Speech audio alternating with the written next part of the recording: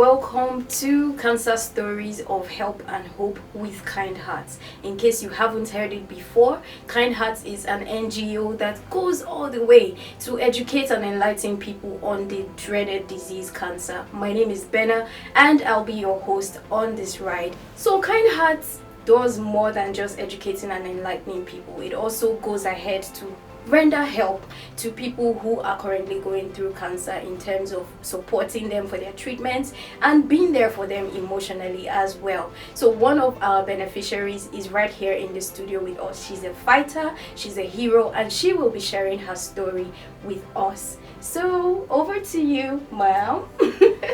Kindly introduce yourself. My name is Olushola Akapo. Wow. You heard it from her, and she will be going further in to tell us her story. So please tell us, where are you from? How did you first realize that you had cancer, and what year? Okay, it all started during my monthly self-breast examination. I was just checking my breast that particular month. Immediately I just felt the tiny lump. I just flew out of bed. I was like, what's happening? I didn't see this last month. When did this get here? I quickly rushed into the bathroom. I used soap ladder. You know when your body is soapy, you feel very well. I felt the tiny lump. I couldn't sleep all night. The following morning, I rushed to my doctor's office. I was the first person he saw. I was like, what's happening?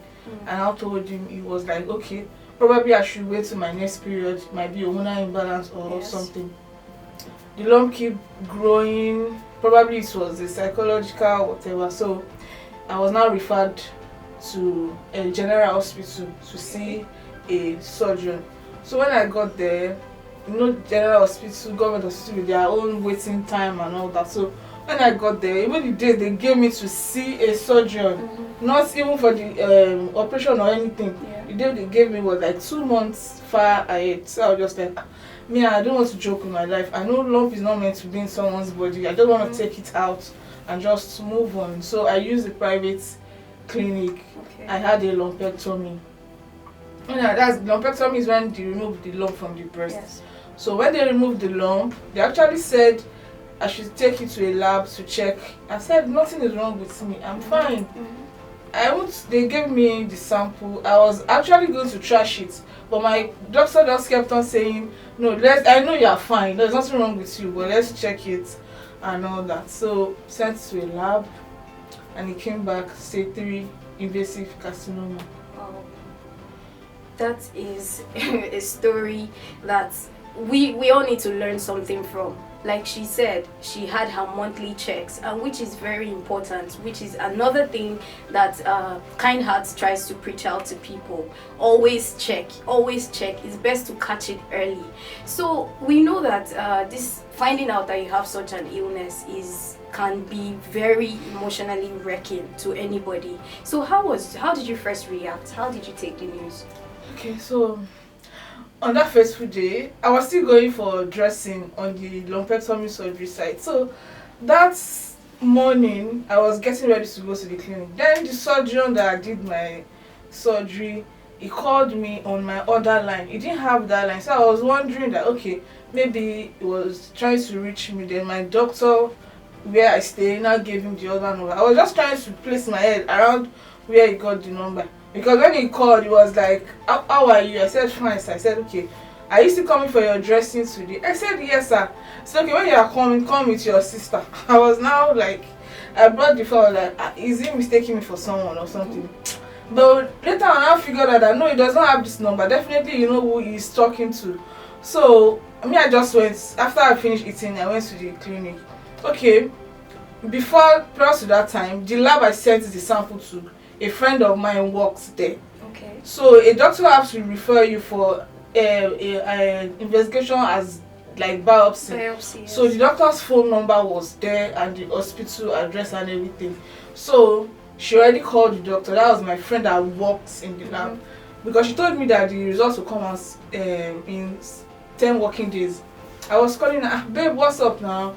Where's the result? I said that they are working on, not knowing that the result is out. She was crying and doing all sorts. So when I got there, the nurses were very special, nice to me. I was like, what is happening? Do I look like somebody that these people knew? Or I was not even thinking of anything. So I sat at the reception. The doctor said I should see before my dressing. So the doctor just came. He hugged me. I was like, hey, today, what's happening? Then I just saw my friend coming in with an envelope. I was not even thinking about cancer. I was like, whatever. Then I got to the doctor's office. It was like, do I have any history of cancer in my family? I said no. He said, it last that my mom is late. I said no, I've not heard of any history of cancer or breast pain or anything and all that. Sincerely, I took it calmly. Maybe that was the kind of person that I am. But at the point that it was like, we don't handle such cases here, you just have to be referred to a teaching hospital. When he was writing the referral, I don't know those medical terms then, but I saw carcinoma. I was like, this should mean cancer. I just took the referral letter. It was my friend that she had even cried. Her eyes were so. After that, I still went for my dressing. I still went back to my studio because I'm a makeup artist. I finished my training for the day. I did the jobs I had for the day. Then when I closed in the evening, because I was staying with my older sister. So when I got home, I just gave them the letter. That's what they said. They were just like, are you mad? I said, like, what kind of woman being is this one? You didn't even call for someone to come and be with you. This kind of news and all that. I was like, it will not change anything. Yes. Okay, as at that time, whenever I'm talking about it, I'll be like, they said I have cancer. Me, I know I don't have cancer. I just give them, they said I have, for me, I don't know the nonsense that they are saying. I was still in denial stage. So, the whole journey, that was how I took it. I didn't break down. The only time I know that I do cry is when I'm crying to God, like, because I'm a worker in his vineyard. That's why. No, I didn't say why. I was particular about that. When I share myself, I didn't say, God, why me? Yes. I was just like, okay, God, it has happened. Just see me through it. The only thing that was on my mind was, how do I get funds? Because I know cancer is a whole. At least I see fly of people raising funds and all that. And I've seen it in foreign movies, how it takes a toll on people going through the treatment. Losing a breast was never my problem. My problem was, how do I get funds for the treatment? Yes. And let me just be fine. That was what was just ringing in my head. That stage 3, is it bad? Is it bad? That's that. Even when I was on treatment, when I go to my doctors, I always ask them when I bring a test results, and I'll be like, sir, is it bad? Is it bad? Is it bad? Let me know how to go and talk to my God. Because in it all, your faith and your courage makes everything easy. Yes, thank you. She is such a hero, because there are lots of people who cannot even speak like this after going through such a journey. I'm sorry. So we know that this is something that it doesn't just affect the person who's going through it, it also affects family members and loved ones around. How did your family take it? Were they supportive? Were they shocked? Did they run away? How did they handle it? Okay, I won't say I'm strong, because I'm tired of hearing that word. I'm not strong. I don't want to be strong. So immediately I gave them the reports. They were crying. Me, I just left them there. Me, I just went inside. Me, I really avoided people that will make me, because me, I'm a very emotional person. So I can come up that I can be strong in the face, but I'm a very emotional person. So my first appointment, I went with my sister. They are the ones that are even always crying, because when they follow me to the clinic, even my friends, all of them will bring food. Me, I will be eating. People will not be asking that, who wants to see the doctor? Because they are crying. Me, I was like, there's nothing I want to do about it. That is, life happened. I never asked to have cancer. I never had to be on this journey, but I just have to. I think it's a positivity that I drew my strength from that. So they were supportive. At least I always go to my clinic appointments with my sister or my godmother, my friend. I was never alone. Minimum of 4 people will always accompany me to treatment, to doctor's visits. So I had a whole army rooting for me, and that kept me going. Yes.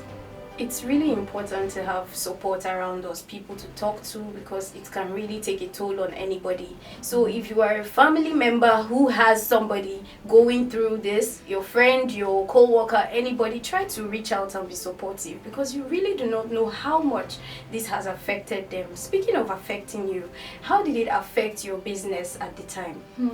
Okay. After my mastectomy, that was the first stage of my treatment. After the surgery, I was still like, okay, when I was properly healed up, I was still manage, because I have to be properly healed up before I can go for my chemotherapy. So after my surgery, once I was strong enough, because me, I won't say I'm a workaholic, but I just like getting things done myself. So I will go to my studio, I will still take classes. I don't stress myself. I'll just take classes. Maybe the days I have strength, I will go there and all that. That was going. Then I started my chemotherapy, the hair loss. Apart from the hair loss, you won't even really know that I was going through treatment, because I was very, very fat and fresh. So you won't even know, except when you just see me that there's no eyebrow. That's what you look like. So at some point, my trainees started leaving. Probably they were afraid of. Even a client even asked that, has doing makeup on her, hope I won't infect her with cancer. I know she does not really know anything about, so I had to explain to her. I had to tell her, okay, cancer is not contagious. By me touching you, that does not mean you can have cancer. Having cancer is just your cells betraying you. That's what I put. It's not me, it's my cells that betrayed me. So that's, I explained. And moving forward, after doing chemo and all that, I started losing so much strength that I was unable to go to my studio. Then my customers left, and that really broke me. But I just channeled the whole energy to fighting and winning cancer. Now, when I'm done with this, I'll come to that. Yeah, thank you very much. I need to wipe my hair, sorry. So going back to what you had said earlier, you told us you had your first session with the doctor, and he said the results showed that you already had stage 3 cancer. How does that work? It didn't show up at stage 0, stage 1, or stage 2? Okay, there's a particular test that shows the stage of cancer and the type of cancer you have, so that it will help with the treatment. Okay. So the biopsy, the biopsy showed the stage, yes. Then there are further tests that will show the stage more. So the biopsy came back invasive carcinoma, high grade, with no special type. So, and cancer does not work like, okay, you have to see cancer today, you have to be stage 0. It does not work that way, because cancer tumor are slow growing. We have slow growing and we have fast growing tumors. Yes. The fast growing ones, the ones that you have a minimum of how many years the person is gone, but they are slow growing tumor and they are fast growing tumor. So, but with what I understood, the one I had was a fast growing tumor, because it said invasive. Okay. Because during treatment, I can remember my doctor always mentioning that it's aggressive, it's aggressive, it's aggressive. So just like that, we're just in stage 3 already. So this is another reason why you really need to pay attention to your body, because if she did not do her checks, she probably wouldn't know that there was anything wrong with her, and it may have just gotten to stage 4 before she could do anything about it. And we really need to pay attention to our bodies, both ladies, both men, because cancer can affect anybody at any time, at any place or any part of your body.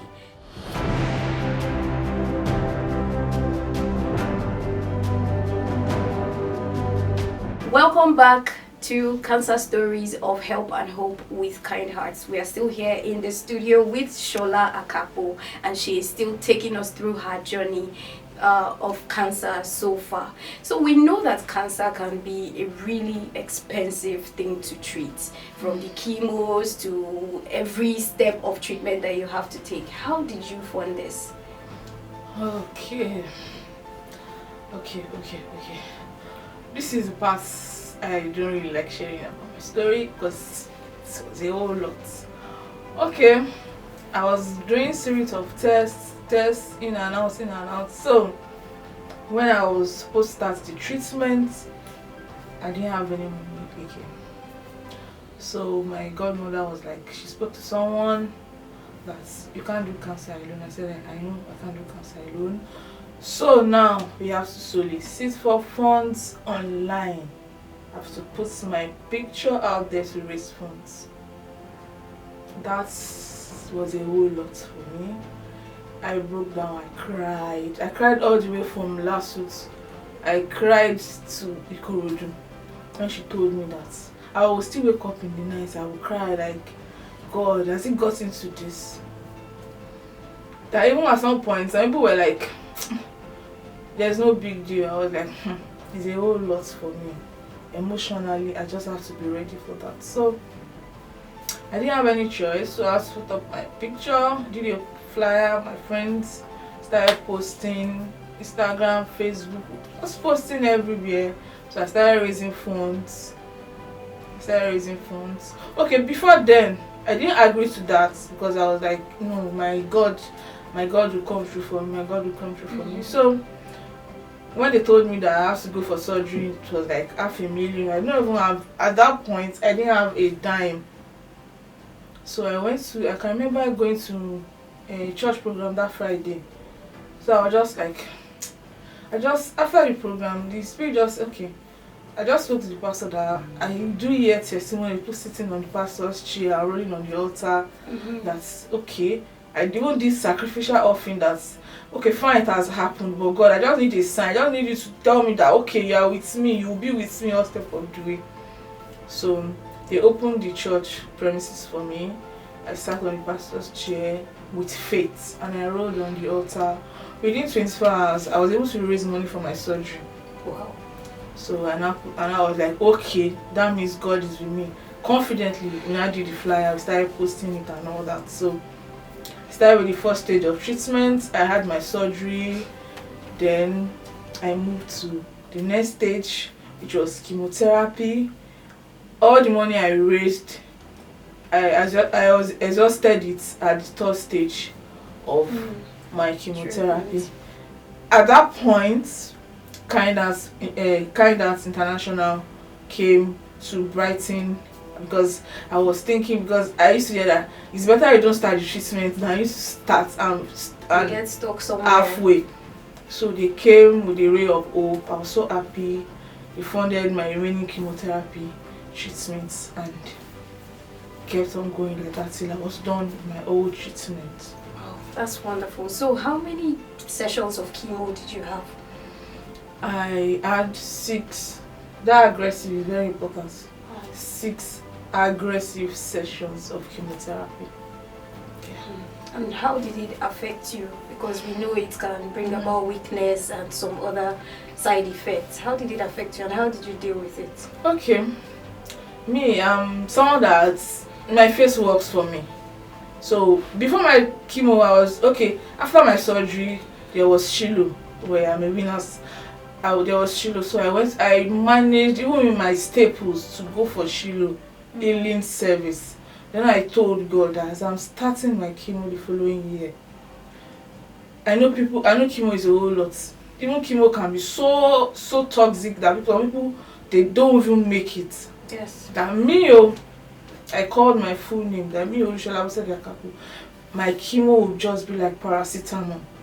I would take it, it will do the work it's supposed to do, and it will not harm me. And that was it. I was always taking my communion before each session of chemo. Okay. I didn't, apart from hair loss, weakness, fatigue, and all that, maybe loss of appetite, you won't really know that I was going through treatment. Because during my 3rd session, even the doctor that was setting the line was like, what happened, madam? Since that day, you didn't come for chemo again. You see that you don't have money. The nurses just started laughing that this one that I've taken, like, where are you putting our chemo? We don't understand. I will just be smiling. Because one thing I know that if you don't eat during treatment, yes, you will be lame, you will be weak. So that was just in my head. Even if I'm going through pains, stomach pain and chemo rigors, I will force myself to eat. I might finish eating, then sit down and be crying for all the pain I have to use to take the food in, but I will make sure I force myself to eat. Then it was my 5th chemo that really showed me pepper. You know, there's a point that you will say, that people will say that they used to ask for death. Yes. No. The thoughts will just, I say, no, me, I am winning. No. Me, not see, no lose, is win, win, win. I even put sticky note everywhere. I won, I win. When I wake up in the morning, I'm seeing that I'm winning everywhere in my room. So that kept me going. Chemo is bad, bad, bad. I won't lie, I won't sugarcoat it. But that is the only way you can get better. Exactly. Thank you. Like we said before, she is indeed a hero. It is not a day's job to go through such a thing and to come out strong and looking as radiant as she does currently.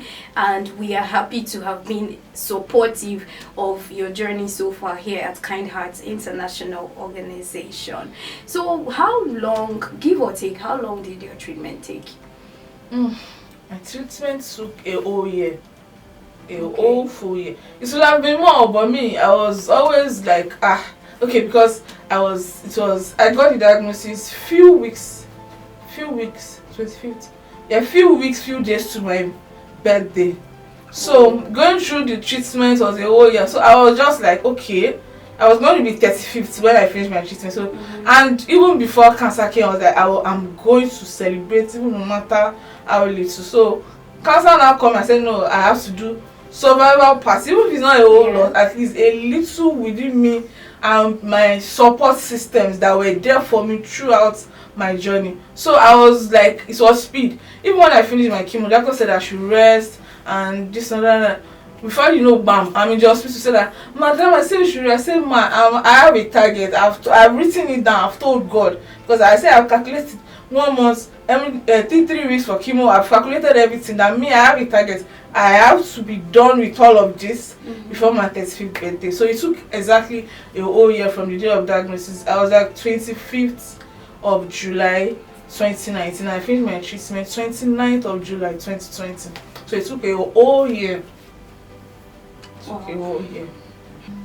We understand that you are now a coach, a cancer coach, and you help to educate people as well. So how did you start this, and what really motivated you?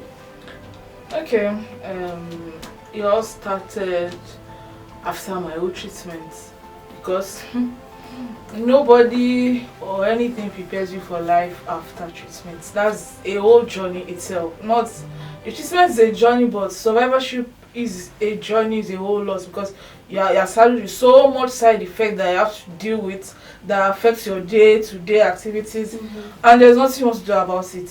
Though it reduces, some go with time. For example, now up to now, I don't sleep at night. I sleep in the morning. So if I have to go somewhere early, if I have to change my sleeping pattern, I've tried a whole lot. My doctor has placed me on medications, but still it's not working. I sleep in the morning.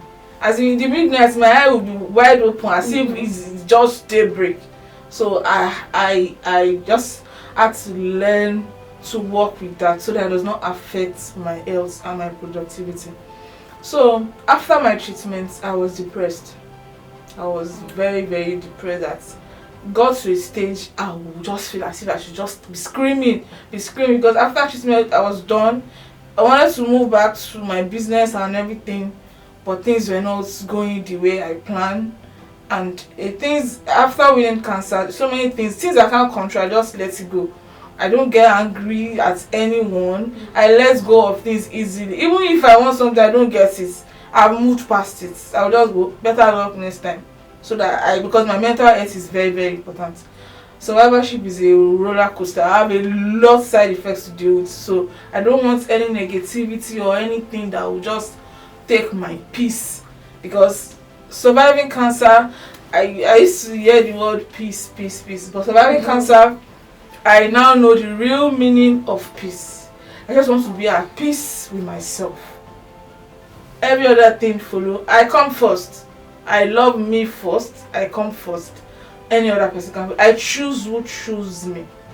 winning cancer is a whole lot. So I don't want, because this new life, there's a second chance. This new life, I don't want, is so many millions that I will spend to get it back from cancer. Of course. So I don't want anything just to stress my mental health. So when I was depressed, I spoke more to God, because that was the only person that was there for me.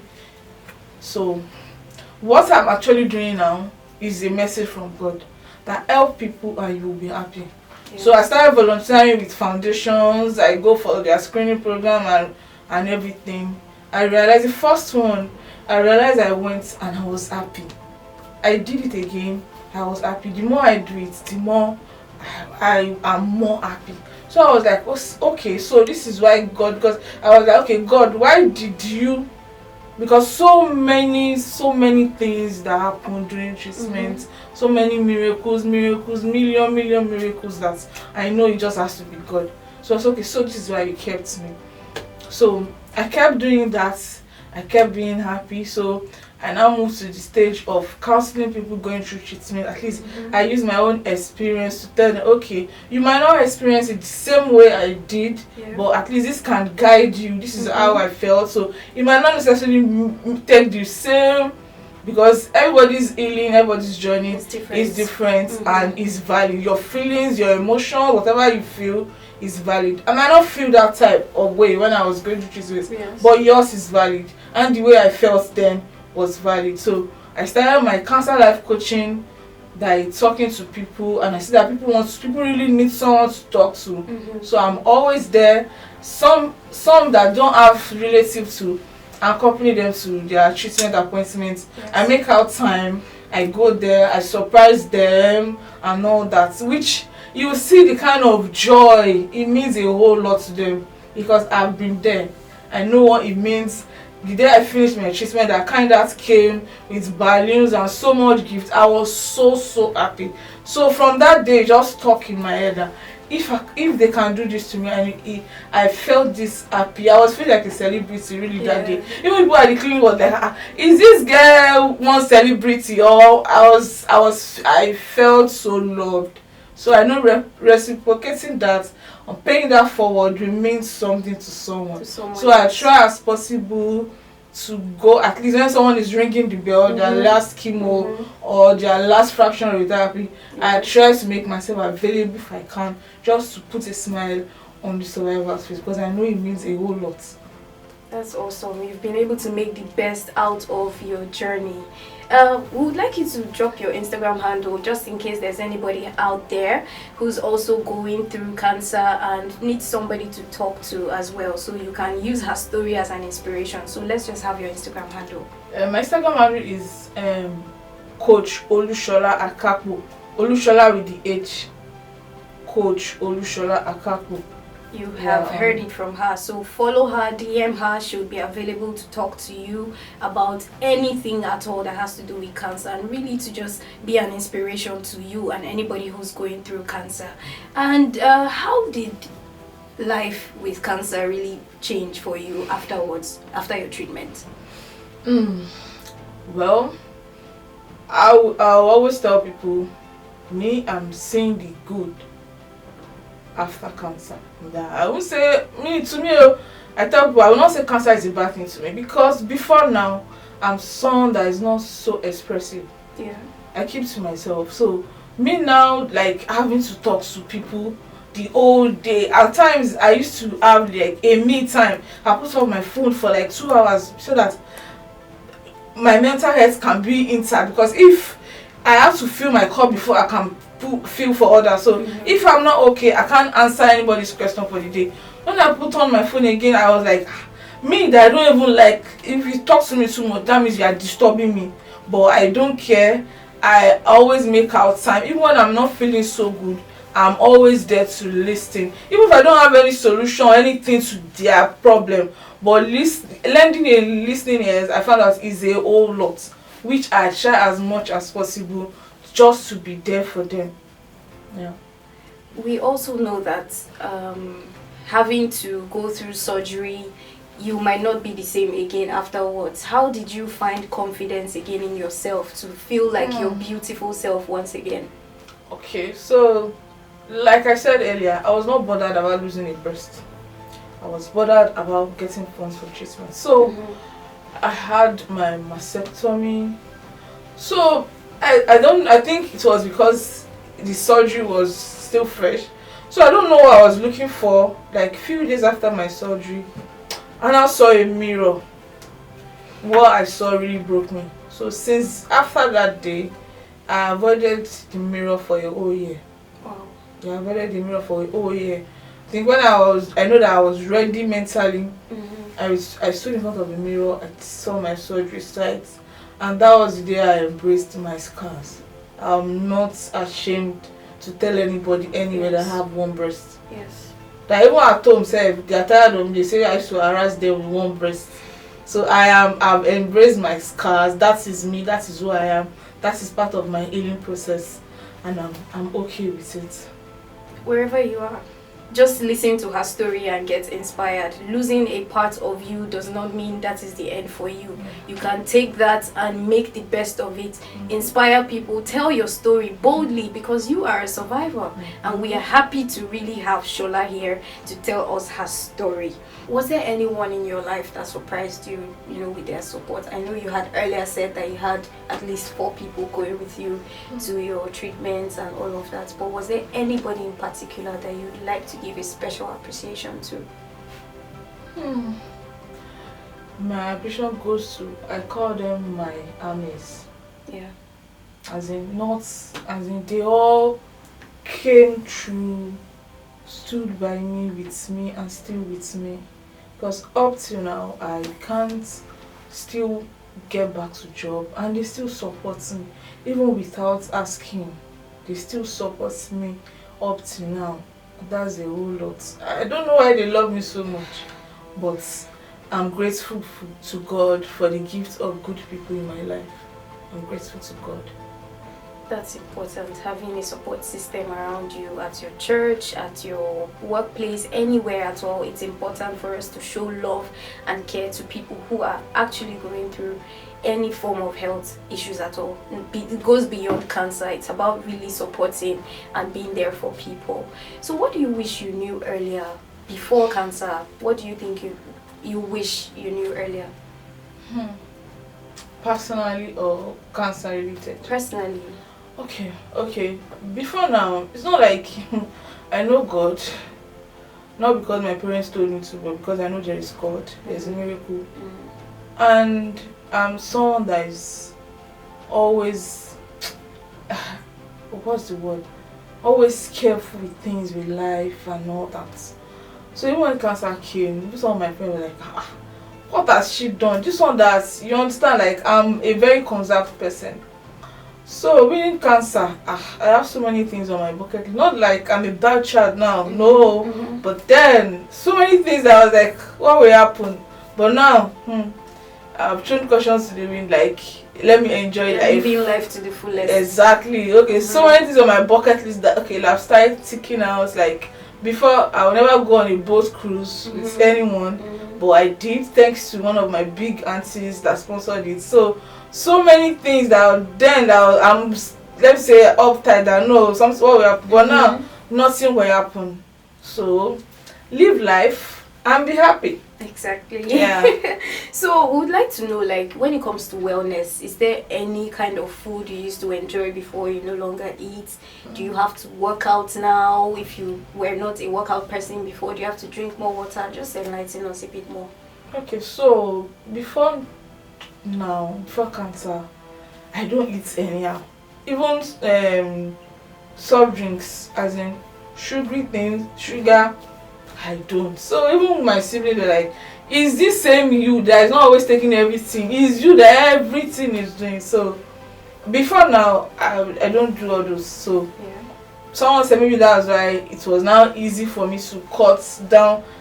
I think I saw someone with Coke on my way, or how many days ago. I was just looking as if I'm seeing a foreign body. I was like, how will this look like? So you have to cut down so many things. You have to eat healthy and stay fit. Like every day I still do my arm exercise because of my surgery site. I do my arm exercise every day when I'm feeling body pains. Even if I can't do so much exercise, Yes. I just take some walks, like maybe 500 feet or 100 feet, like every other day, just to keep fit. Once I feel any weakness or fatigue, I just try to do my exercise and do more intake of protein, because that fuels the strength. Because of the treatment, immune system has been compromised. So Yes. there's so many ways you need to stay active and stay healthy on your part. Yeah. That's great. So guys, you should try to eat right, really, because it goes beyond what happens to you on the outside. What you eat is who you are. So when it comes to cancer as well, there are so many things you should really stay away from. And maybe one day on this show, we're going to have someone who will talk about the best things for you to eat and what you should really stay away from if you are trying to avoid cancer or currently going through cancer. We have almost come to the end of today's episode, and it has been a lovely time for her to take us through her journey. But we would like you to tell us what you would like to advise people who are, just finding out about cancer, or who want to just know more about cancer. What would you like to advise them? Okay.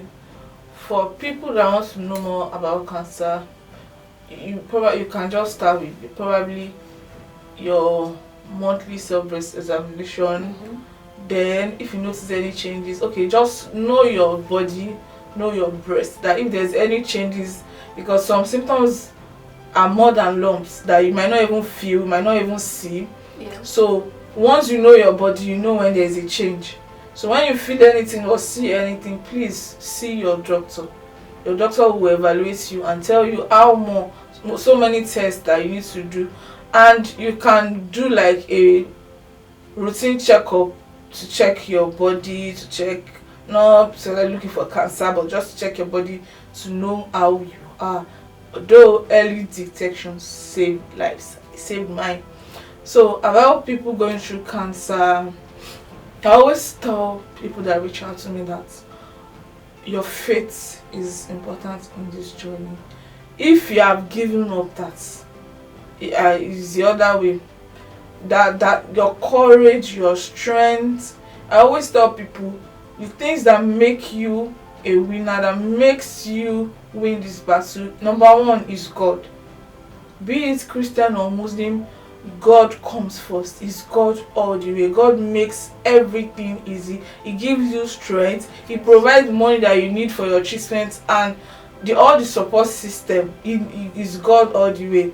Then you go for your treatment. Listen to your doctor's prescription. Do all what your doctor says. Don't listen to what someone is telling you that they know somebody. No, listen to your doctor and be prayerful.